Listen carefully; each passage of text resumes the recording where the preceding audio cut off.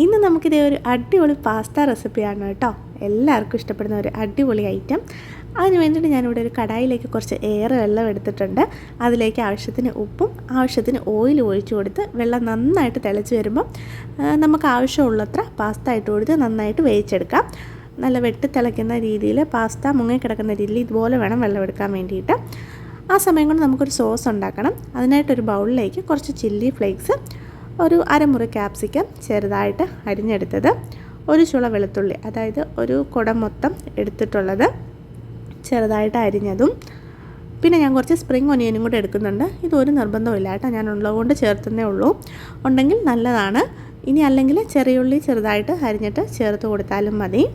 ഇനി ഇതിലേക്ക് ആവശ്യത്തിന് ഉപ്പും കുറച്ച് പഞ്ചസാരയും കൂടെ ഞാൻ ചേർത്ത് കൊടുക്കുന്നുണ്ട്. അതിനുശേഷം സോസുകളായിട്ട് നമുക്ക് സോസ് എന്താണേലും വേണം, ഒരു ചൈനീസ് ഡിഷാണല്ലോ പാസ്ത അല്ലേ, അപ്പോൾ സോസൊന്നും കുറയ്ക്കണ്ട. കുറച്ച് ചില്ലി സോസും സോയാ സോസും കുറച്ച് ഏറെ ടൊമാറ്റോ സോസും കൂടെ ഒഴിച്ച് കൊടുത്തിട്ടുണ്ട്.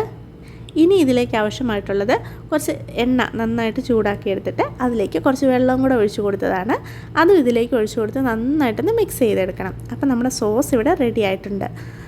ആ സമയം കൊണ്ട് നമ്മുടെ പാസ്ത ഒക്കെ നന്നായിട്ട് വെന്ത് വന്നിട്ടുണ്ട്. വെന്ത് വന്ന പാസ്ത പച്ചവെള്ളത്തിൽ നന്നായിട്ട് കഴുകിയിട്ട് അതിൻ്റെ ആ ഒട്ടൽ ഫീലൊക്കെ കളഞ്ഞെടുക്കണം. ഇനി ആ സോസിലേക്കിട്ട് നന്നായിട്ടൊന്ന് മിക്സ് ചെയ്തെടുക്കണം. പാസ്തയിൽ നന്നായിട്ട് നമ്മുടെ ഈ എരിവും പുളിയും എല്ലാം കൂടെ നന്നായിട്ട് മിക്സ് ചെയ്ത് നന്നായിട്ട് കോട്ട് ചെയ്തെടുക്കുന്ന രീതിയിൽ വേണം മിക്സ് ചെയ്തെടുക്കാൻ വേണ്ടിയിട്ട്. അപ്പോൾ ഇത്രയേ ഉള്ളൂ. കുട്ടികൾക്കും മുതിർന്നവർക്കും ഒക്കെ ഇഷ്ടപ്പെടുന്ന രീതിയിൽ ഒരു വെറൈറ്റി ടേസ്റ്റ് അല്ലേ. അപ്പോൾ ഒരു തവണയെങ്കിലും പാസ്ത മേടിക്കുമ്പോൾ നിങ്ങൾ ഇങ്ങനെ ഒന്ന് ട്രൈ ചെയ്ത് നോക്കണം കേട്ടോ. താങ്ക്